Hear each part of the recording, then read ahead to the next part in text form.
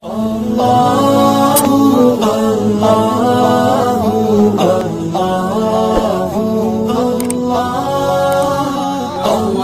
علی رسولہ الکریم اما بعد اعوذ باللہ من الشیطان الرجیم بسم اللہ الرحمن الرحیم ثم اورثنا الكتاب الذین اصطفینا من عبادنا صدق اللہ العظیم وقال النبی صلی اللہ علیہ وسلم طلب العلم فریضۃ علی کل مسلم۔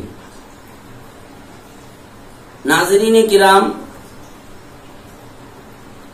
سعیدی چینل کی وساطت سے اور معرفت سے طلبہ مدارس دینیہ کی خدمت میں طلبہ مدارس دینیہ اور حصول علم کا شوق، اس موضوع پر چند باتیں پیش کرنے کی سعادت حاصل کر رہا ہوں۔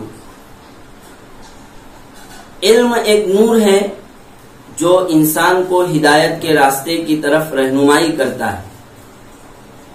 انبیاء علیہ السلام اس علم دین اور علم شریعت کو لے کر اس دنیا میں تشریف لائے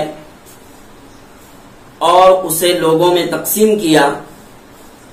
لوگوں نے انبیاء علیہ السلام سے علمی فیض حاصل کیا اور پھر آگے آنے والی انسانیت تک اس علم شریعت کو اور علم دین کو پہنچایا۔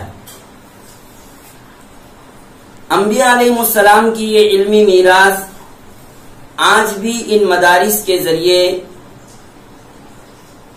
انسانیت تک اور امت تک پہنچائی جا رہی ہے۔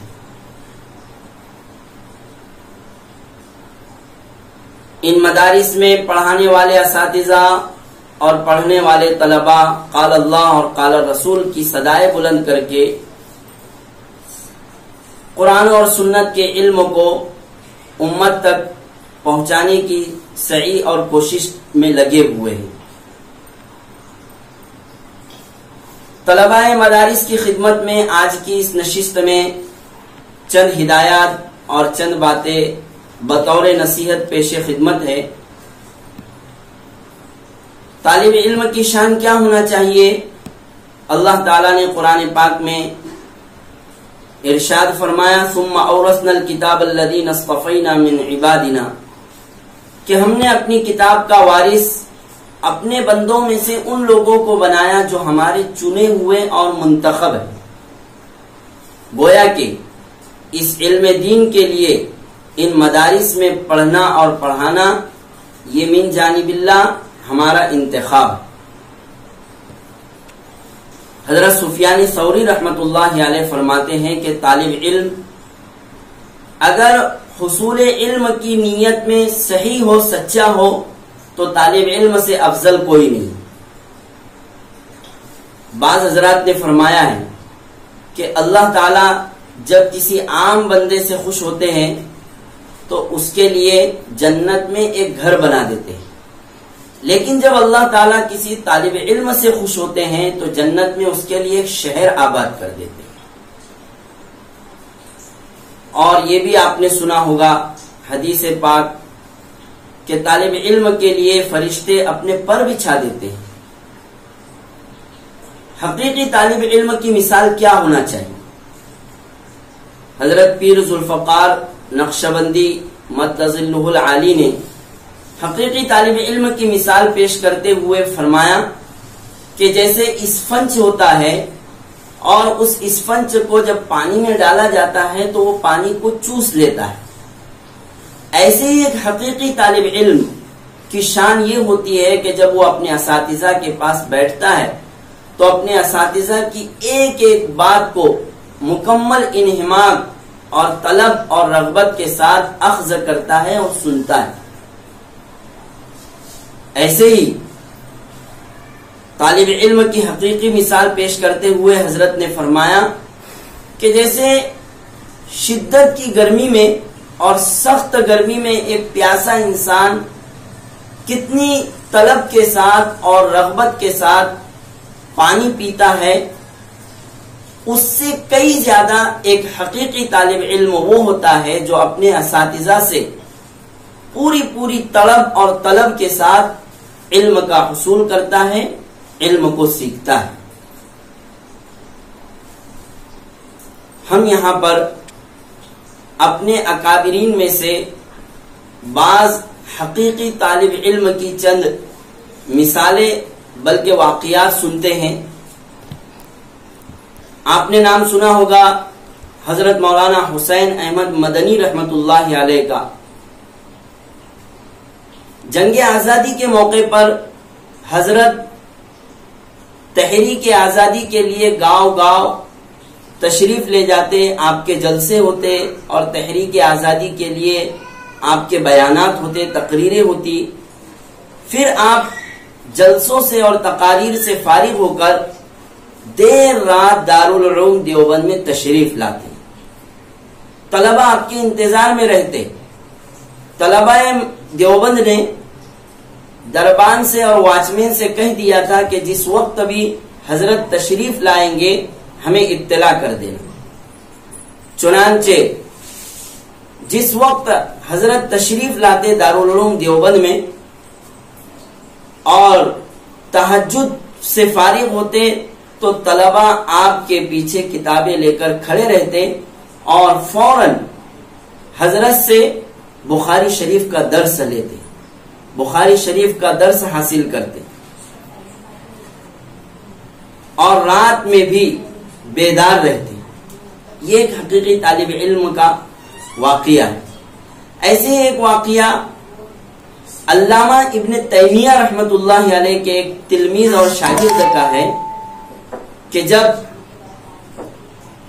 علامہ ابن تیمیہ کو وقت کے بادشاہ اور حاکم نے جیل میں قید کر دیا تو علامہ ابن تیمیہ کا شاگرد روتا ہوا اور چلاتا ہوا بادشاہ وقت کے پاس، حاکم وقت کے پاس آیا اور درخواست کیا کہ آپ مجھے بھی جیل خانے میں ڈال دیجیے۔ حاکم وقت نے، بادشاہ وقت نے پوچھا کہ کیوں، کیا وجہ ہے؟ تو اس نے بتلایا کہ آپ نے میرے استاد کو علامہ ابن تیمیہ کو جیل میں بند کر دیا ہے، جس کی وجہ سے میرا کئی دنوں کا سبق ناغا ہو چکا ہے، چھوٹ گیا ہے، لہذا آپ مجھے جیل میں ڈال دیجئے تاکہ میں بھی اپنے استاد کے ساتھ رہ کر اپنا سبق پڑھ لوں اور اپنے استاد سے علم حاصل کر لوں۔ اس سے کئی زیادہ سبق آموز واقعہ آپ سنیے کہ ایک مرتبہ حضرت امام محمد رحمت اللہ علیہ جو حضرت امام ابو حنیفہ کے خاص شاگردوں میں ہیں، وہ ایک بستی میں سبق پڑھاتے تھے، ایک بستی میں درس دیتے تھے۔ بازو اور اگلی بستی والوں نے بھی حضرت امام محمد سے درخواست کیا کہ ہم بھی آپ سے پڑھنا چاہتے ہیں، آپ سے علم حاصل کرنا چاہتے ہیں، لہذا آپ ہماری بستی میں بھی تشریف لائیں، ہم آپ کے لیے سواری کا نظم کر دیتے ہیں، اس سواری سے آپ ہماری بستی میں تشریف لائے اور ہمیں بھی پڑھا دیا کریں۔ چنانچہ آپ امام محمد رحمت اللہ علیہ اس طرح دونوں بستیوں کے لوگوں کو پڑھانے لگے، درس دینے لگے۔ اسی زمانے میں امام شافعی رحمت اللہ علیہ امام محمد رحمت اللہ علیہ کی خدمت میں حاضر ہوئے اور عرض کیا کہ میں بھی آپ سے پڑھنا چاہتا ہوں، علم حاصل کرنا چاہتا ہوں۔ امام محمد نے جواب دیا کہ مجھے دونوں بستیوں میں پڑھانا ہوتا ہے، میں آپ کو کیسے وقت دوں، میرے پاس وقت نہیں ہے۔ تو امام شافعی نے ایک ترکیب بتلائی جو اس وقت طالب علم تھے کہ حضرت آپ ایک بستی سے دوسری بستی میں تشریف لاتے ہیں اور اونٹ کی سواری پر سوار ہو کر آپ دوسری بستی میں تشریف لے جاتے ہیں، تو آپ ایسا کیجئے کہ آپ جس وقت اونٹ پر سوار ہو کر دوسرے گاؤں میں پڑھانے کے لیے تشریف لے جائیں گے تو آپ اونٹ پر سوار رہیں گے، سواری آپ کو لے کر چلیں گی اور میں سواری کے ساتھ ساتھ پیدل دوڑتا رہوں گا اور آپ سواری پر بیٹھ کر درس دیں گے اور میں آپ سے درس حاصل کر لوں گا، میں آپ سے پڑھ لیا کروں گا۔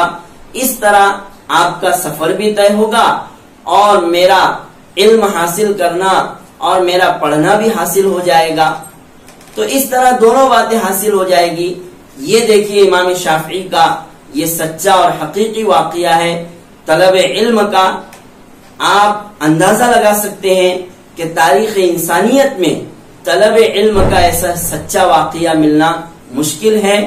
اللہ تعالی ہم سب طلباء مدارس کو بھی اپنے اکابرین اور بزرگوں کی طرح علم کی طلب کی سچی تڑپ اور سچا شوق عطا فرمائیں.